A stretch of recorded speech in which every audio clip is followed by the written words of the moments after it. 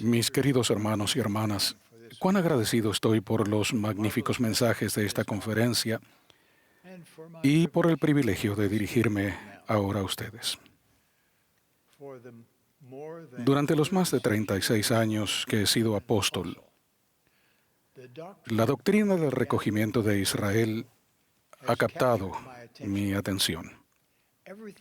Todo me ha intrigado, incluidos los ministerios y los nombres de Abraham, Isaac y Jacob, sus vidas y sus esposas, el convenio que Dios hizo con ellos y que se extendió a través de su linaje, la dispersión de las 12 tribus y las numerosas profecías sobre el recogimiento en nuestros días. He estudiado el recogimiento, he orado al respecto, me he deleitado con todos los pasajes de las Escrituras que se relacionan con él y le he pedido al Señor que aumentase mi comprensión. Así que imaginen mi dicha cuando recientemente obtuve una nueva perspectiva.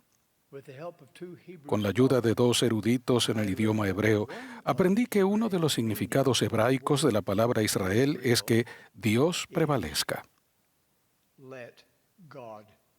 Que Dios prevalezca. Por lo tanto, el nombre mismo de Israel se refiere a una persona que está dispuesta a dejar que Dios prevalezca en su vida. Ese concepto me conmueve el alma. Esa disposición es crucial para esta interpretación de Israel. Todos tenemos nuestro albedrío. Podemos elegir ser de Israel o no. Podemos optar por dejar que Dios prevalezca en nuestras vidas o no. Podemos permitir que Dios sea la influencia más poderosa en nuestras vidas o no. Recordemos por un momento crucial en la vida de Jacob, el nieto de Abraham.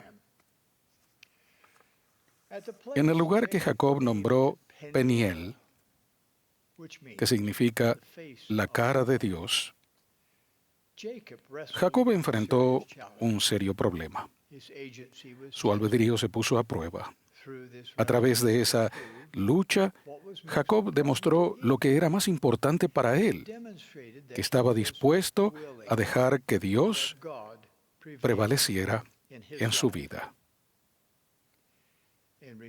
En respuesta, Dios cambió el nombre de Jacob a Israel, que significa que Dios prevalezca.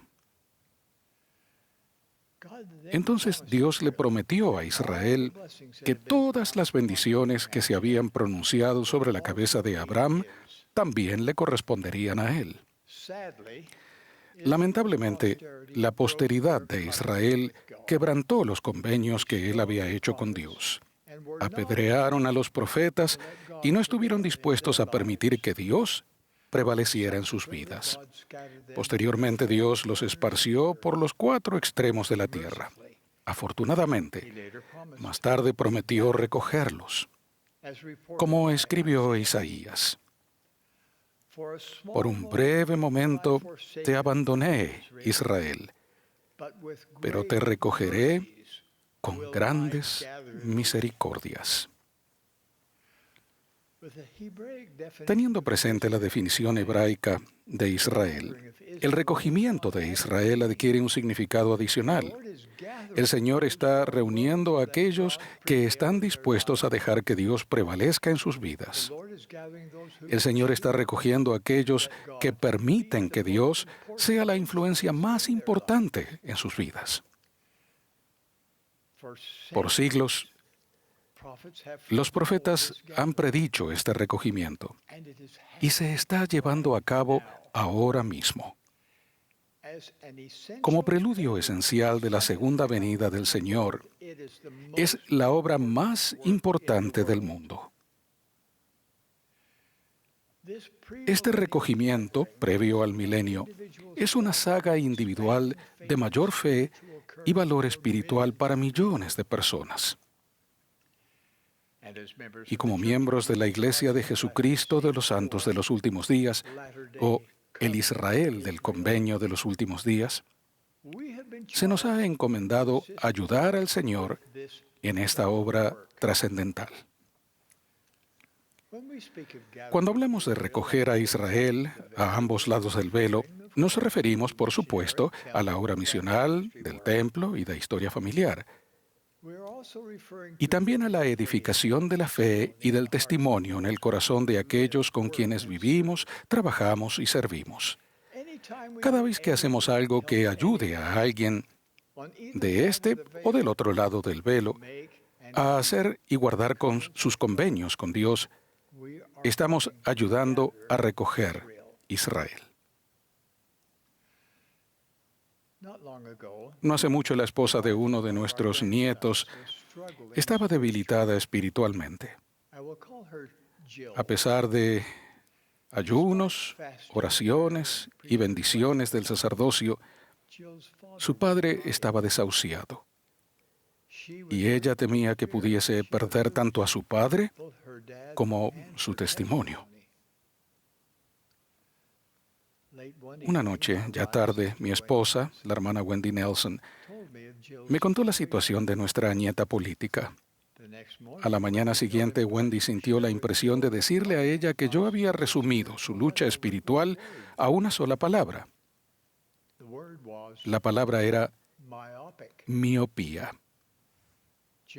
Más tarde ella le confesó a Wendy que al principio se había sentido angustiada por mi observación, esperando que yo le prometiera un milagro para su papá.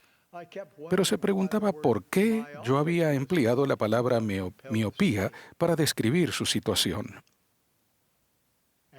Después de que su papá finalmente falleció, ella siguió pensando en aquella palabra, miopía. Al abrir su corazón para comprender de manera más profunda que miopía significaba corto de vista, su modo de pensar comenzó a cambiar. Y luego dijo, la miopía hizo que me detuviera, pensara y sanara. Esa palabra ahora me llena de paz, dijo. Me invita a ampliar mi perspectiva y buscar lo eterno. También me recuerda que hay un plan divino y que mi papá todavía vive, me ama y me cuida. La miopía me ha llevado a Dios. Estoy muy orgulloso de nuestra apreciada nieta política. Durante ese momento desgarrador de su vida, nuestra querida nieta está aprendiendo a aceptar la voluntad de Dios para con su padre, con una perspectiva eterna para su propia vida. Al dejar que Dios prevalezca, ella está encontrando paz. Si lo permitimos, hay muchas formas en que esta interpretación hebrea de Israel puede ayudarnos. Imagínense cómo nuestras oraciones por nuestros misioneros y por nuestros propios esfuerzos por recoger a Israel podrían cambiar teniendo presente ese concepto. A menudo oramos para que nosotros y los misioneros seamos guiados hacia aquellos que están preparados para recibir las verdades del Evangelio restaurado de Jesucristo.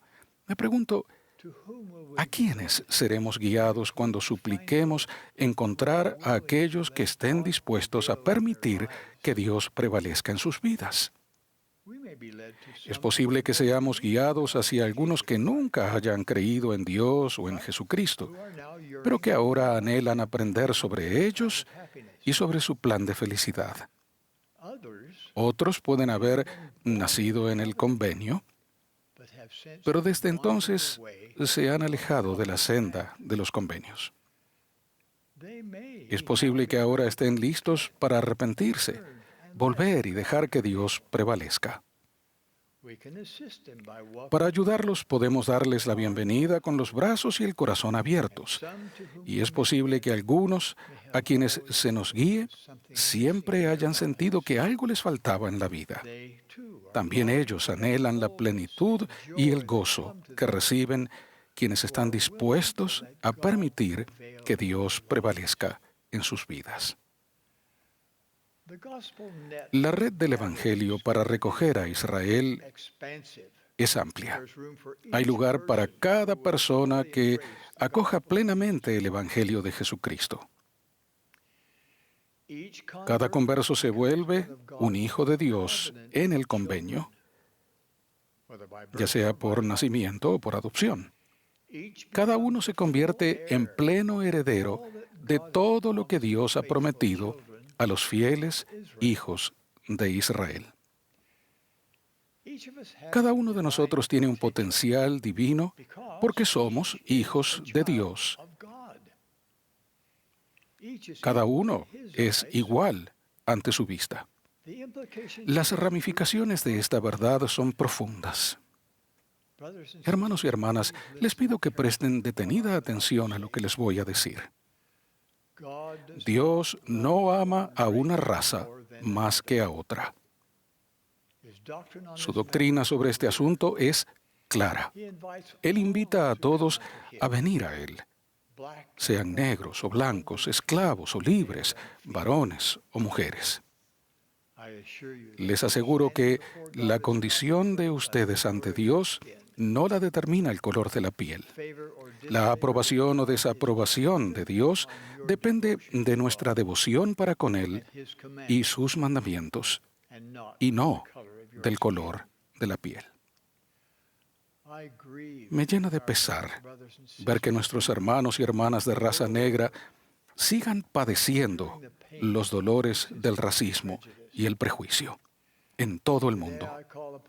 Hago un llamado a nuestros miembros en todo lugar de la tierra a dar el ejemplo de abandonar toda actitud y acción prejuiciosa contra cualquier grupo de seres humanos. Les ruego que promuevan el respeto para con todos los hijos de Dios. La pregunta para cada uno de nosotros, cualquiera sea nuestra raza, es la misma. ¿Estás dispuesto a dejar que Dios prevalezca en tu vida? ¿Estás dispuesto a permitir que Dios sea la influencia más importante en tu vida? ¿Permitirás que sus palabras, sus mandamientos y sus convenios influyan en lo que haces cada día? ¿Permitirás que su voz tenga prioridad sobre cualquier otra? ¿Estás dispuesto a permitir que todo lo que Él necesite que hagas tenga prioridad sobre cualquier ambición personal? ¿Estás dispuesto a que tu voluntad sea absorbida por la de Él? Considera cómo esa disposición podría bendecirte. Si no estás casado o casada y buscas un compañero o compañera por la eternidad, tu deseo de ser de Israel te ayudará a decidir con quién salir y cómo. Si estás casado o casada y tu cónyuge ha quebrantado sus convenios, el estar dispuesto o dispuesta a dejar que Dios prevalezca en tu vida permitirá que tus convenios con Dios permanezcan intactos. El Salvador sanará tu corazón quebrantado. Los cielos se abrirán al querer saber cómo seguir adelante. No es necesario que andes a la deriva ni que dudes. Si tienes preguntas sinceras sobre el Evangelio o la Iglesia, si dejas que Dios prevalezca, serás guiado para encontrar y comprender las verdades absolutas y eternas que darán rumbo a tu vida y te ayudarán a mantenerte firme en la senda de los convenios. Cuando enfrentes la tentación, incluso si ésta se presenta cuando estés exhausto o te sientas solo o incomprendido, imagina el valor que puedes reunir si dejas que Dios prevalezca en tu vida y si le suplicas que te fortalezca. Si tu deseo más grande es dejar que Dios prevalezca, formar parte de Israel, tantas otras decisiones se volverán más fáciles. Tantos problemas dejarán de ser problemas. Sabrás cuál es la mejor forma de arreglarte. Sabrás qué mirar y leer, dónde pasar tu tiempo y con quién asociarte. Sabrás lo que quieres lograr y el tipo de persona en la que realmente quieres convertirte. Ahora bien, mis queridos hermanos y hermanas, se necesita tanto valor como fe para dejar que Dios prevalezca. Se requiere un esfuerzo espiritual riguroso y constante para arrepentirse y despojarse del hombre natural mediante la expiación de Jesucristo. Se necesita un impulso constante y diario para desarrollar hábitos personales para estudiar el Evangelio, aprender más sobre nuestro Padre Celestial y Jesucristo y buscar y responder a la revelación personal. Durante estos tiempos peligrosos de los que profetizó el apóstol Pablo, Satanás ya ni siquiera está tratando de ocultar sus ataques al plan de Dios. Abunda la maldad desenfrenada.